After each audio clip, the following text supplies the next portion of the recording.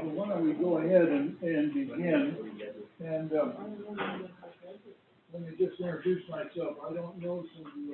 I'm H Moller, and I'm a pediatric cardiologist, and retired from the pediatrics department about 5 years ago, and came over here. And actually, I came over because I didn't want my office to sit. My office has always been on the second floor here, and I didn't want to move over there, so I kept my office here. And trying to see patients with adults with congenital heart disease here. And also, I should say, I've had a long interest in cardiac pathology, so I spend time over at those registries on call, probably about 40 years in my training doing cardiac pathology, so it's been an interest. And knowing something about the embryology of the heart helps understand some of these complex abnormalities of the heart that we see, and I'll show you all that I know in this next hour, and I will have to do this again for another year, and then move on. You know, in my junior year, the spring of my junior year, I took embryology at Stanford, and I didn't study because I was accepted for medical school in the fall. And last week, for the course, I better read the book, and I did, and I regret that I didn't spend more time on it, because it's really fascinating. And my embryology teacher at Stanford's brother is a pediatric cardiologist out in the Mayo Clinic, and I got to meet both of the brothers. But let's just look at the early heart circulation. I guess these pointers don't work on this screen, but early in the embryo, there are kind of three circulations: circulation of the body, the circulation of the placenta, where about 40% of all the blood that leaves the fetal heart goes. It's a big low resistance organ, the placenta, and then there's the circulation that's outside the body, early in the embryo, which goes to the primitive gut, and that organ goes back into the abdomen. And I just want to show you this is another picture to indicate that early in the embryo,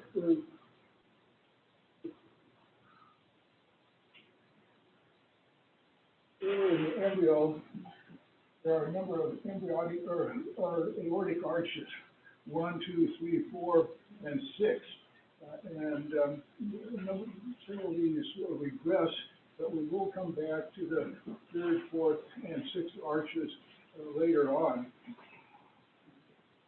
And you look early in the embryo that there's two structures that are parallel, and very early in development, they join together. And so here's on the 21st day, these two cardiac tubes, the left and the right, are joining together, forming a single cardiac tube. And one of the issues is the fact that the circulation, the venous system, and the arterial system are duplicate. There's one on the left side and one on the right side. And when the whole process is during development, is that the venous side, all it goes is the right atrium, and the arterial side, oxygenated blood, goes to the left atrium. So we've got to divide those two circulations during this early process of development. And this just shows that the early cardiac tube has several parts. There's the truncus, the bulbus cordus, the ventricularis, and the atrium. And the bulbus cordus, up underneath the truncus, will expand and become the right ventricle. And what we call the ventricularis, or the ventricle, will become the left ventricle. And that's done by a series of processes that I'll show you. And here's a picture of early in the embryo. I think it's probably about 22 days. And you can see the tubular structure, the truncus, the body of the ventricles, and the veins coming into the atrium. And this twist and bends on itself.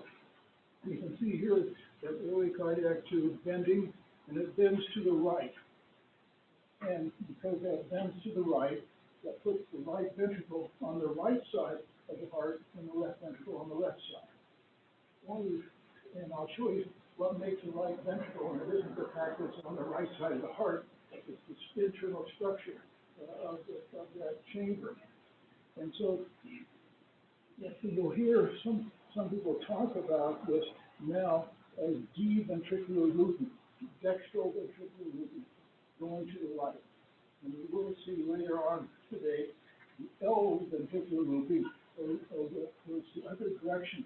So the right ventricle will be on the left and the left ventricle on the right. Well, here it just shows us schematically. The blue is what will become the right ventricle, the green the left ventricle.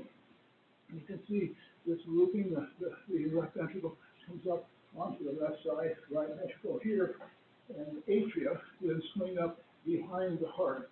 So from this point on, we have the atria related to the ventricles, and now it's a matter of trying to separate the venous system from and the arterial system into the left and right sides. But I don't know how much we need to know about what goes on down here in the abdomen.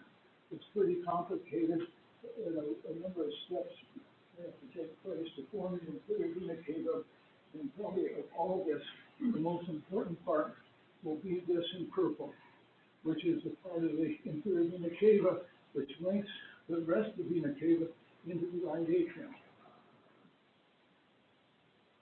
And in the upper part, above the abdomen, there are two blood vessels coming back, anterior cardinal veins on the left and the right. And so there are duplicate anterior cardinal veins which all become the superior vena cava. Right, the superior vena cava, as we know, and sometimes some people have a persistent left superior vena cava. Well, we just move on. See, this purple thing keeps getting bigger and bigger. And this is the key, because this segment of the inferior vena cava joins the right atrium. And so that the right atrium and the close to the inferior vena cava and the diaphragm are always joined together. So on the right side, the amount is normal sinus, and on the left side, we have sinus inversus. And if you don't have that segment, then the blood from the lower part of the body will come into the azygous system and up into the superior vena cava. There's not this segment present, and so then you have a great laterality. You might end up with the right atrium on the right, and the blood coming back into the vena cava on the left side. So this is a very critical segment, and I think it's the most important part of the human body. You might not agree. Think about the heart.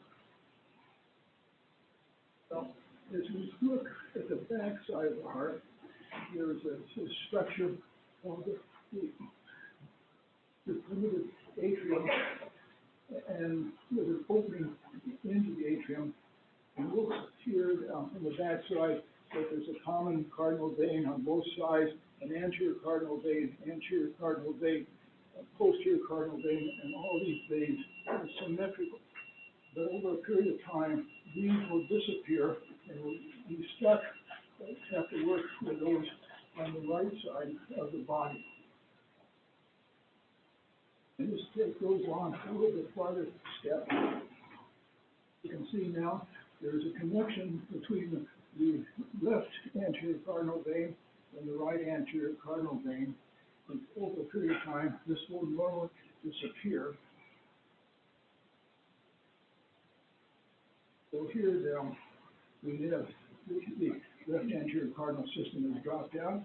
The blood coming back from the left arm and the left side of the head coming to the right superior vena cava and back towards the heart. The coronary sinus is what's left of this segment on the left side. end up with this part of the early heart being incorporated into the back wall of the right atrium with a vena cava, and the only part left of the left anterior cardinal system is the coronary sinus. So that left anterior cardinal system generally disappears. It leaves just the coronary sinus, but in about 2% to 5% of congenital heart disease, the left anterior cardinal system persists. Just blood from the left arm and look, suppose down that left superior vena cava, into the coronary sinus to the right atrium, all ends up in the same place. But so it's just a variation of normal and not a really significant abnormality. When we get to all the veins coming back into the right atrium, we have to divide that right atrium, the atrium, into two sections, the left and the right atrium. And these are pictures that show the lateral view here, looking at the atrium, and here's a head-on view. So remember that early there's the septum primum that forms the first septum. This forms from the back and comes down and separates off the left atrium from the right atrium here from the left atrium behind, and goes on down and leaves a hole at the bottom of the atrium. And that's the ostium primum.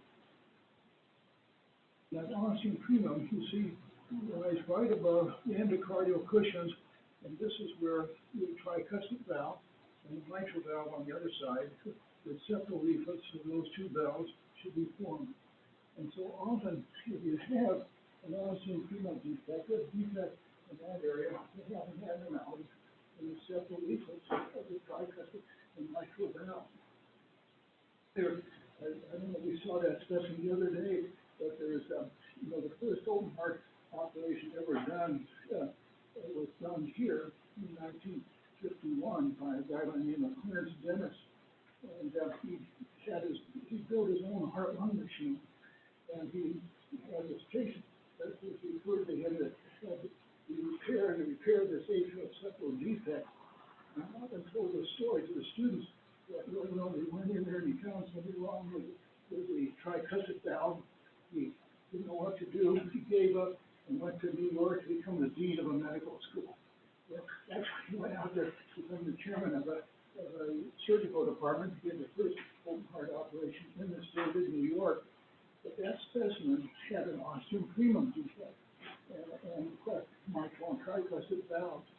And at that time, in 1951, the cardiologist didn't know how to distinguish the secundum AST from the primum AST. And these patients all have a left axis deviation. So when we see a patient with an atrial level shunt with left axis deviation, we know it's a defect below the atrial septum in the area of the ostium primum, and often the problems with the mitral and tricuspid valve. Well, that's kind of a digression, I'm sorry. But as this septum is developing in little perforations up here, and those will join together and form the ostium secundum.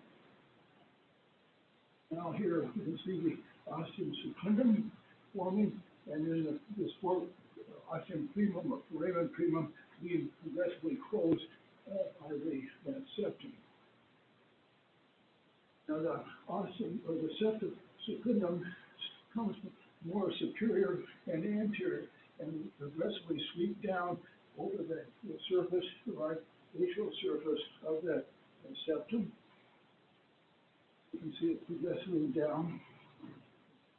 Here, a little hole, present in about a quarter of all people, femoral valley. Nice thing to have if you're trying to catheterize the left heart. Not the inferior vena cava, you just pass your catheter up the superior vena cava and turn the tip posteriorly and medially slightly, and pull back down over the eighth septum. And when you hit this ridge, it's a little thicker, you can feel the catheter kind of flip down and then you slowly go up underneath there. It's really pretty easy to go through the atrial septum. The pediatric cardiologists do so-called rational procedures on babies with complete transposition. They push a balloon up into the cable through the cranial valley, blow the balloon, and pull back into a hole in the septum. That's really ready for blood to move from back and forth. And they're so proud of it. It's kind of like a Russian general. They've got these little nerves all over their chest, lashing through. So it's a nice thing to know that there is that cranial valley. It's often easy to catheterize. Here we come on down, this is simply all closed, and this just shows the fact that in the fetus, the newborn, the blood from the inferior vena cava goes under that cranial valley into the left atrium, left ventricle, and primarily to the brain. So the most oxygenated part of the baby prior to birth and in the postnatal period is the brain, because it gets predominantly oxygenated blood from the placenta. So this is an open right ventricle and right atrium, just showing where these defects are. And this is the most common defect, ostium secundum defect. These are the ones that are closed with devices. Here's ostium primum defect down right along the annulus of the triplegic valve. This kind of shows a cleft in the anterior leaf of the mitral valve. We will talk about these defects later on. And here's one right above the inferior vena cava. And if you're not careful, or if the surgeon's not careful, with the eustachian valve here, and they start sewing down here, they can sew the eustachian valve over the defect, so that right from the inferior vena cava is shunted into the left atrium. You don't want to do that. Okay, probably not right. So it's early in experience, they didn't realize that, and so some patients went up for a surgery and were pink and came back slightly blue because of this abnormality. Well, if you look early in the embryo, there's this common atrium with the cardinal systems coming into both sides, and all the way this narrows down on the left side. And here, this is the left atrium, there's kind of an infolding of this tissue, and that tends to separate what will become the coronary sinus from the left atrium. If that doesn't form, then you have a left superior vena cava coming directly into the left atrium and no coronary sinus. And there's a defect then in the atrial septum where the coronary sinus should be.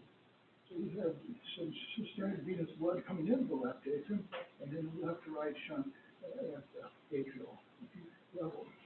And that's what's been called the Rodgers syndrome. But here's the normal appearance of the coronary sinus separated from the left atrium and the right atrium.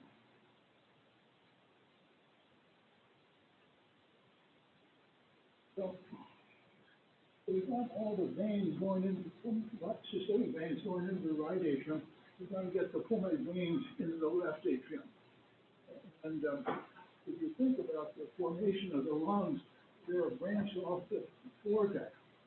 So it's essentially a systemic, it's similar to the intestine, and it's really blood supply to the lungs, and from the lungs, it will go back to systemic blood vessels. It's segmental, and we've got that circulation that comes from a systemic artery into the lungs and back to systemic veins. So early, the lungs connect to cardinal veins, but from the left atrium, a structure called the common pulmonary vein goes out towards this plexus of veins, forms an opening. That opening then comes into the left atrium. These other channels drop out, and this whole plexus veins becomes incorporated into the back wall of the left atrium. So it has to be initiated by the left atrium. There are conditions that we see where the both atria look like the right atrium. And so those patients tend to have total anomalous connection because they never had that thing that would not pick up the pulmonary veins. So the veins had to go back. So that process of bringing the veins into the left atrium has to be initiated from the left atrium. Well, if you arrest this process, you get a condition called core tracheotomy. And don't pay much attention to this, just pay attention to this. Because that opening between the pulmonary venous complex and the left atrium doesn't expand, so there's a small opening here. This is a central mitral stenosis. Then blood comes back there. All the pulmonary venous blood has to go through the neural orifice into the left atrium and the left ventricle. And the first one of these ever operated on is operated on here, and under inflow occlusion and hypothermia. So they didn't have a lot of time, and they realized this patient had this. They got into the operating room. So one surgeon had his finger in the left atrium up here, touching where it's membrane. The other guy with his scalpel through the core tracheotomy and made an incision over this guy's fingertip. Fortunately, he didn't bleed. It was opened up, and that patient lived until he was 70 years old. And so this is a core tracheotomy. And these patients often are children, but they're like somebody with mitral stenosis. Hypertension, pulmonary edema, with curly D lines on a chest X-ray, and current pneumonia. Well, if this doesn't form at all, if the left atrium doesn't initiate this process, then the pulmonary venous system has to go back to another way. Let's just look here at C. The pulmonary veins form not together behind the heart, and the only connection was that was in the embryo was to the left anterior cardinal system, the left superior vena cava. So all the pulmonary venous blood came back here, up the left superior vena cava, across, down the right superior vena cava, and into the right atrium. Of course, these patients all have a hole in the atrial septum, so they get blood into the left side of the heart. If you can go to the left superior vena cava, this is a very nice one to the coronary sinus.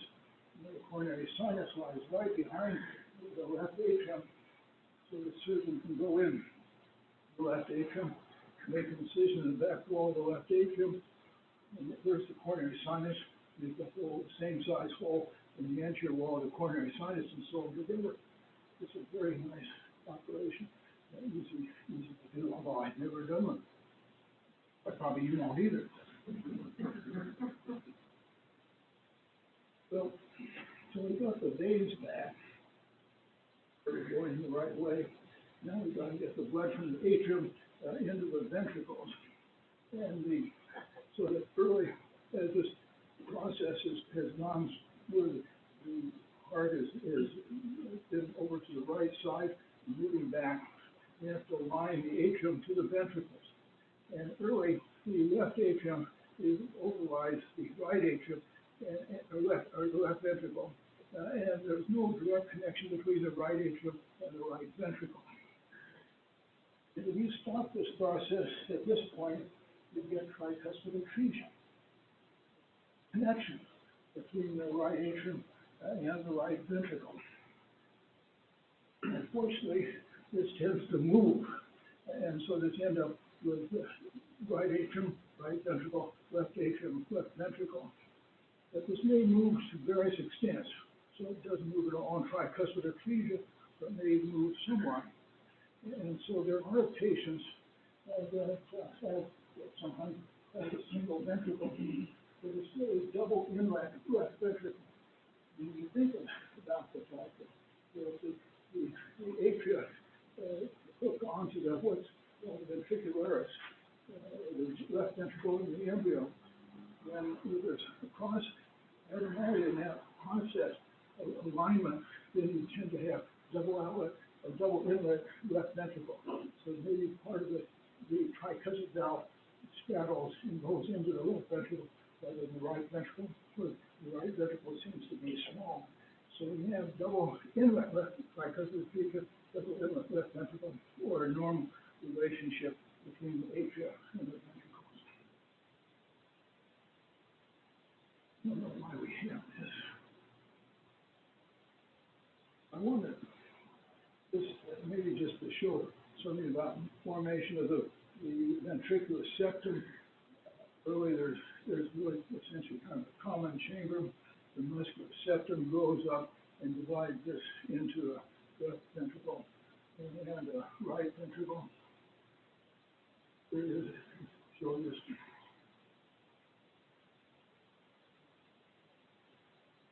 One of the problems that I mentioned the Austin Freeman defect. One form of what's called an endocardial cushion defect.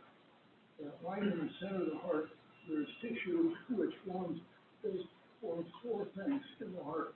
The lower atrial septum, where the oxidative pulmon is, the upper adjacent part of the ventricular septum, and the septal leaflets, the mitral and tricuspid valve, all stuck right in the center of the heart. And many of these conditions are such that they're kind of like having intersecting circles. Circle in the septum. Lower part of the atrial septum, upper part of the ventricular septum.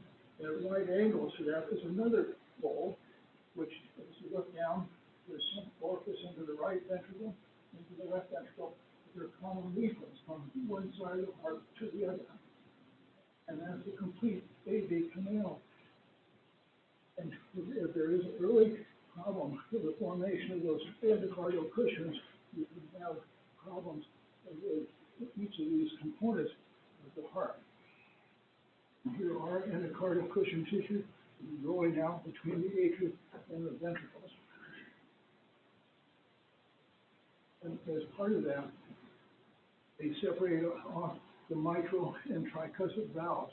So if you had a complete canal, you could just look down here and there'd be a ventricular septum coming up here, but there'd be a hole into the right ventricle, left ventricle. These form cushions that form the leaflets of the mitral and tricuspid valve. This would be a posterior leaflet of the mitral valve. These would be the leaflets, two leaflets of the tricuspid valve. And then the other leaflets that would be along the septum, nerve through the defect. And so you'd have your blood would go into the left ventricle, it would go into the right ventricle, and there'd be a septum, should be a septum here, but that's missing. And this is what you'd see in the complete canal. Now, obviously, once it's complete, it'll look like that. And here's what the surgeons face. This is the right atrium has been opened. The atrial septum would be coming around here. And this is the upper part of the ventricular septum. This into the tricuspid valve, into the mitral valve. Well, here you can see this. Here's one leaflet of the mitral valve, the two leaflets of the tricuspid valve, and this leaflet of the mitral valve, tricuspid valve, mitral valve, tricuspid valve. So they have to go in there and divide these leaflets in such a way that when you put in a septum, it can reattach those segments to that patch and have a competent mitral and tricuspid valve. And they're doing this in a 3-month-old baby, pretty small, and pretty successful. Initially, it's about a 60% mortality for this about 40 years ago, and now it's down under 5%.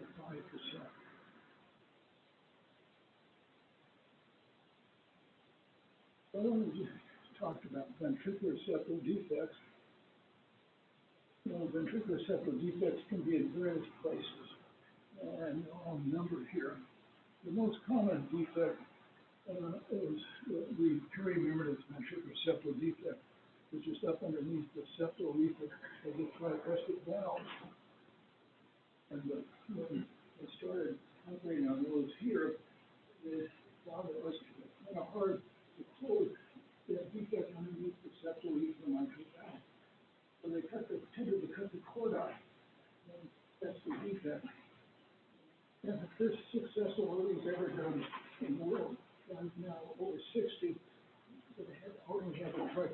valve replaced.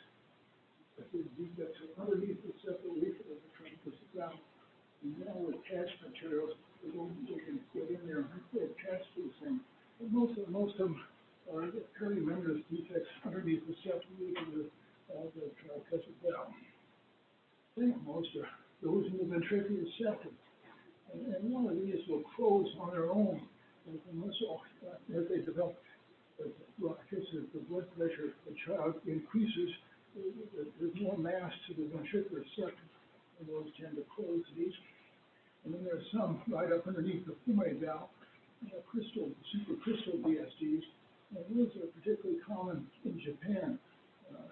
20% of the defects in Japan are such defects. I want to just point out an important feature about the right ventricle. That's the fact that here there's muscle mass between the tricuspid valve and the pulmonary valve. And this area is called the infundibulum of the right ventricle. And this muscle band across here is called crista supraventricularis. But in the right ventricle, the AV valve and the semi-AV valve are separate. As such, in every one of us, the valve comes out the right ventricle is more separated. I don't know if you believe in valvular acupuncture, but if you did, you'd stick a needle in about the second or third left interspace and hit the pulmonary valve. By the fourth interspace, I was doing a little farther, you hit the aortic valve. I'm going down still further, about the sixth interspace of the tricuspid valve. On the vestibular border, but the most superior one, if that ever comes off the right ventricle, that's because of the added height in this infundibulum. When we look at the left ventricle, before we look at where the defects are, this is the anterior leaf of the mitral valve, and the anterior leaf of the mitral valve is in continuity with the aortic valve.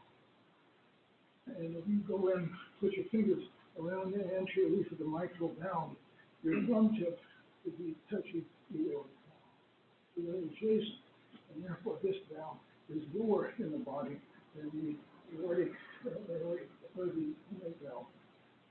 So the two most common defects in the area just below the aortic valve are the perimembranous defect and the supercritical DSD. The rest of these are kind of muscular.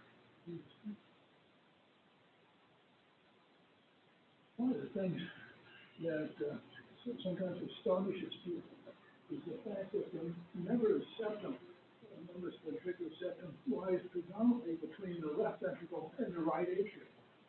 Not between the left ventricle and the right ventricle, but 80% of it lies between the left ventricle and the right atrium, and only about 20% underneath. Well, membranous DSDs, perimembranous DSDs, really involve part of the membranous or the muscular septum underneath, and since they come up underneath the septal leaflet of the tricuspid valve, sometimes that leaflet can react and scar down and close the defect. And so that you can close or spontaneously close these defects by adherence of the septal leaflet to the interventricular septum. Often, if you do an angiogram from the left ventricle, you see a little pouch from the left ventricle and underneath the tricuspid valve leaflet. This has been called an aneurysm of the membranous septum. And it really isn't an aneurysm. It's just the part of the defect encapsulated by the septal leaflet of the tricuspid valve. Well, for not everything, you wind up in the heart, and the heart then has to pump the blood into the great vessels.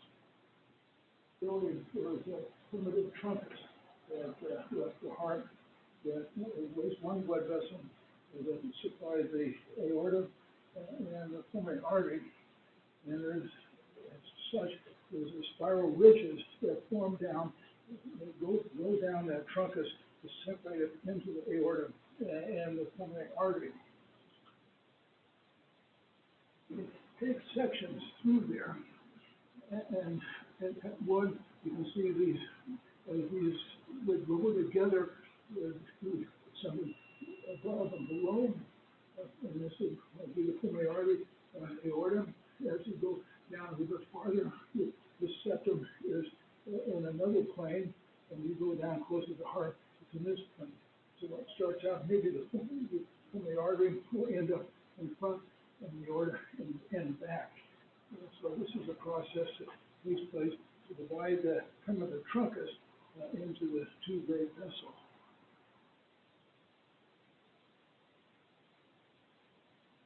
And if that doesn't form correctly, we get a variety of abnormalities. One can be normal relationship, so that the pulmonary artery is in front, the aorta is behind. If it's asymmetrical, it can then form a small pulmonary artery, no large aorta, such as in tetralogy of the globe. Or the other way, you can have a small aorta and a big pulmonary artery, as in the condition of aortic atresia.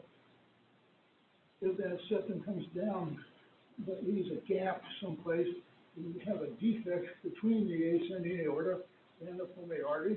That's called an AP window. Similar hemodynamics to a ductus arteriosus. Blood goes from the aorta into the pulmonary artery. It may not spiral at all, and you get complete transposition of the great vessels. It may not form at all, so you get truncus arteriosus, one blood vessel with two branched pulmonary arteries, or it can form asymmetrically, and so maybe one pulmonary artery comes off the ascending aorta and the other on the pulmonary artery. So it's how that thing spirals. Fortunately, most of it goes normally. Some of the conditions that we do see are tetralogy and transposition. About 18% of the heart disease that comes in the first couple of days of life. This just shows you the transposition.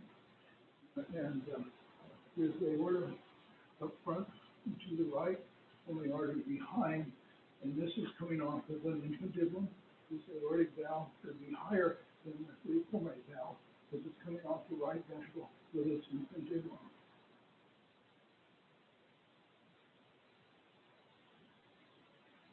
There's another condition that you'll hear called double outlet right ventricle, and it says that both great vessels come off the right ventricle, and the only way you can get blood out of the left ventricle is through a VSD.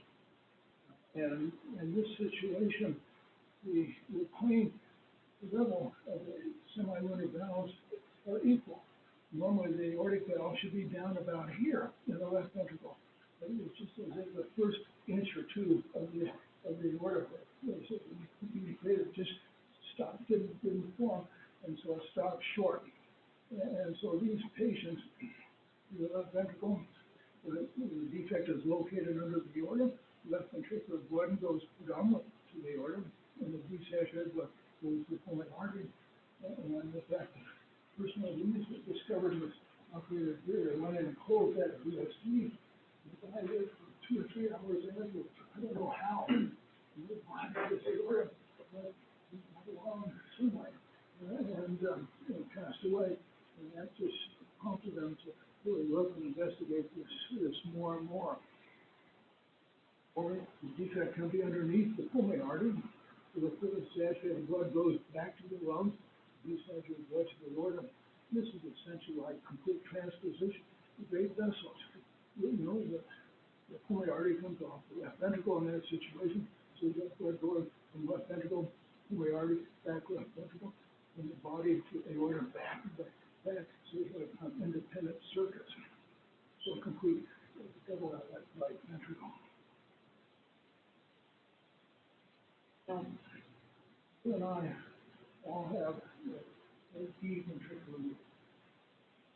Hearts form, the right ventricle is on the right, and the left ventricle is on the left.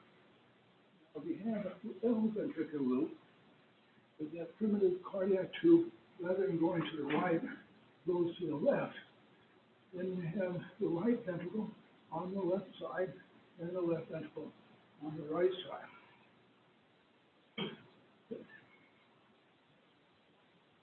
And this just shows that. Here it's going to the left, here's the bulbous cordis coming over to the left, the ventricularis. So you end up with the right ventricle on the left and the left ventricle on the right. So this valve, this ventricle here would have a mitral valve, which would be in continuity with the pulmonary valve. Like the normal, like the left ventricle would have the continuity, and this right ventricle would have an infundibular, have a separation between the tricuspid valve and the right valve. And here's an example of this right atrium. You can see here the anteriorly for the mitral valve is in continuity with this valve. The right ventricle has a tricuspid valve, infundibulum, and the aorta. And this, since it comes off the infundibulum, the valve level of the aortic valve is more cephalous than the valve from the pulmonary artery. A complete transposition, a congenitally corrected transposition. This is a diagram from a paper written nearly 60 years ago from a colleague of mine who initially described this condition, congenitally corrected transposition. As soon as we sent this paper in, it had 17 pages. It described very well, and I got back a review, and the reviewer said, we didn't believe this condition existed. And about a year and a half later, he got a note from Dr. Towson being shot and apologizing. He said, I've seen it now, so therefore it exists. I am, I believe, therefore I am. And I have some of Dr. Anderson's papers, but that's one I don't have, and I would really like to. Well, let's just look at the aortic arches. You know, there's these arches we saw on the second slide, and then we end up ultimately with maybe the three that are most important. The most important of all is the fourth arch, because that forms our aortic arch. The sixth arch on the left side will form the ductus, and then the third arch will form some of the blood vessels to the head and neck.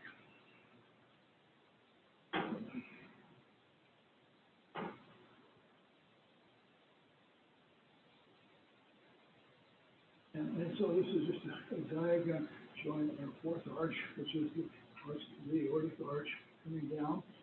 And here's the pulmonary artery.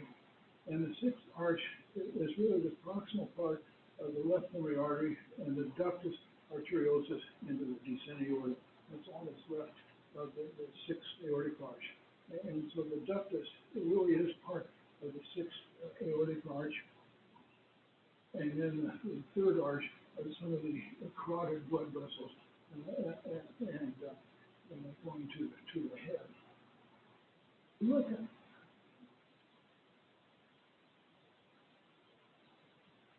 just want to show you this ductus. There's an injection in the pulmonary artery. This is a lateral view pulmonary artery. To be the left pulmonary artery. There's a balloon inflated in the descending aorta, so you see things very well. But here's the aorta. This is the aortic arch, and you can see the ductus. And you can see these things parallel one another. And the ductus goes from descends into the aorta, and that's, you know, the heart is designed for people who want to do intervention. You see, if you want to go 47 centimeters and turn left, you go through the Rainbow Valley. You go in the aorta, go 47 centimeters and turn right, you go through the ductus. And so you want to plug that ductus, squeeze if you go up there, chest through there. And deploy your chewing gum or whatever you're going to put in there to close it, and things will go well. Also, then really, there are two arches. I'll have two aortic arches, and there's a right arch and a left arch, and this would be the diagram of them, the aorta and the pulmonary artery, the trachea, and the esophagus. And every one of us, those arches are broken in one place. And and usually it's at 0.4. So if the ascending aorta goes up and gives rise to a blood vessel called the innominate, right subclavian, right carotid, left carotid, and left subclavian. It's broken at one, and then the left descending aorta, like here. If you break it at 0.4, then you have a right aortic arch. So the blood vessel comes right up here. The first branch would be a left innominate, which would give rise to the left subclavian, left carotid, then right carotid, right subclavian, and back. The arch would be on the right side of the tracheal esophagus and down into the abdomen. It doesn't matter which side the aortic arch is on. The aorta always goes through the diaphragm to the left of the spine. And I was thinking about, the IVC. The purpose of the spine is to protect the bare maiden inferior vena cava from the licentious aorta. And so IVC on the right of the spine, and the descending aorta to go back. And so these come down on the other side. If you break it on one of these other sides, such as here, too, then you have the ascending aorta come up, and the first branch would be the right carotid, left subclavian, and then from the descending aorta would be the right subclavian artery. This would come across with them right here. Or you can have a right arch and have a left subclavian. Or you can not break either arch and have a double aortic arch, such as this and this. So there's a number of things. But the important thing is that if you have an abnormal breaking of these arches, there'll always be an indentation on the back wall of the esophagus. No blood vessel goes behind the esophagus. But if you have a double arch, that's going to go behind here. If you have one of these aberrant subclavian arteries, that's going to go behind the esophagus. And so if you didn't do a swallow, have somebody swallow barium, look at the lateral x-ray, you see the esophagus come down, and there'll be a posterior indentation. And a quick way of diagnosing these.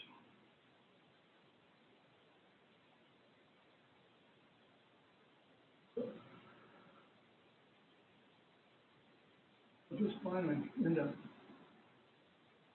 baby not being born, and this shows just the fetal circulation, and here's the placenta. Baby malformation essentially, as sends up its fairly oxygenated blood through the liver and into the right atrium, and that's going to go not only through the perimeral valley, left ventricle, and up to the aorta.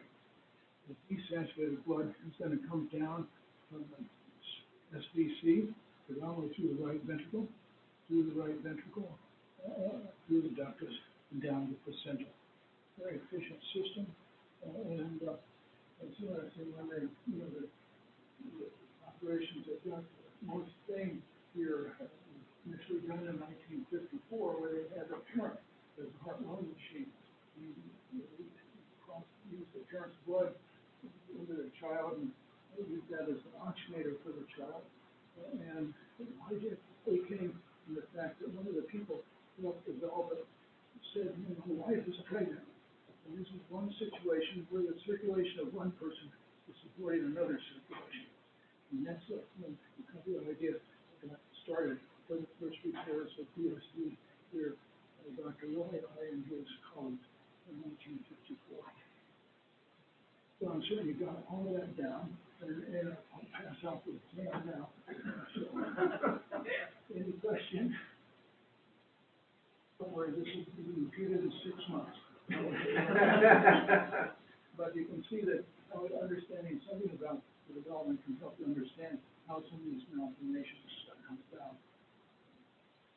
In L-TRANSPOSITIon, what is, obviously we see the individual on echo, but clinically, what are some signs? Is it progressive? What would be the RV, the neo-LV, I guess, if you call it, What kind of the first anatomic locations can give or fail when that happens? Well, just, we had just a congenital transposition.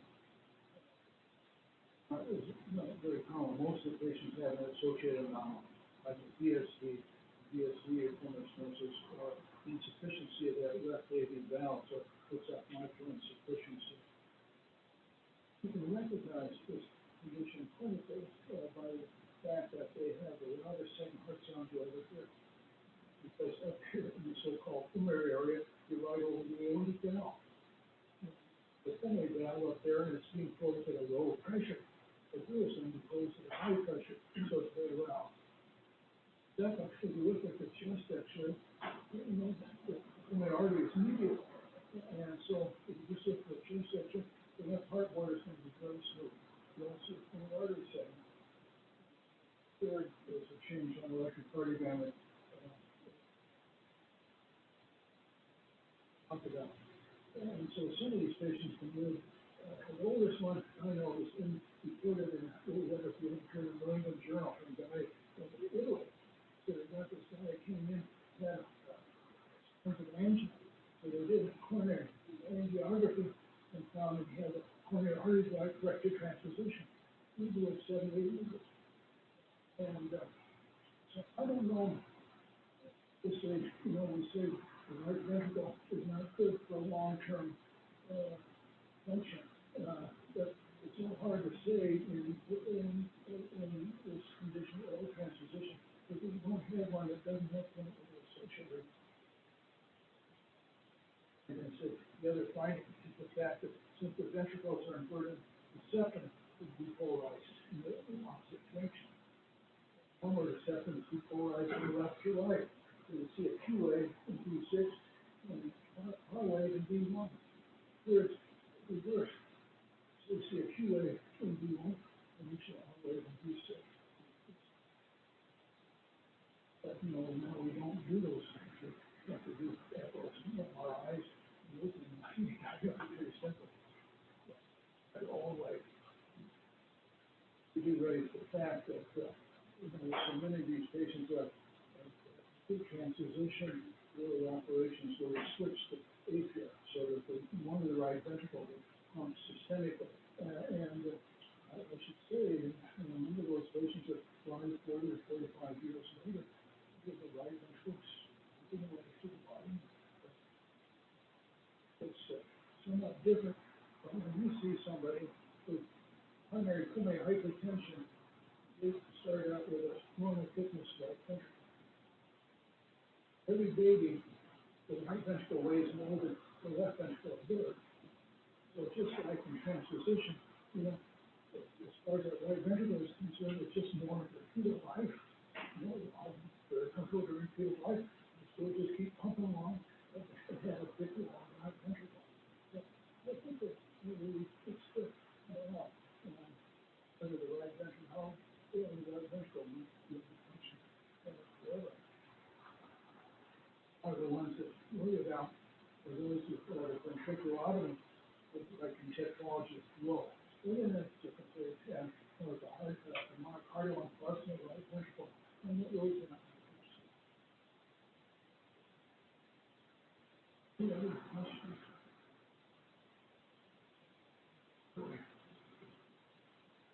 Yeah, come on.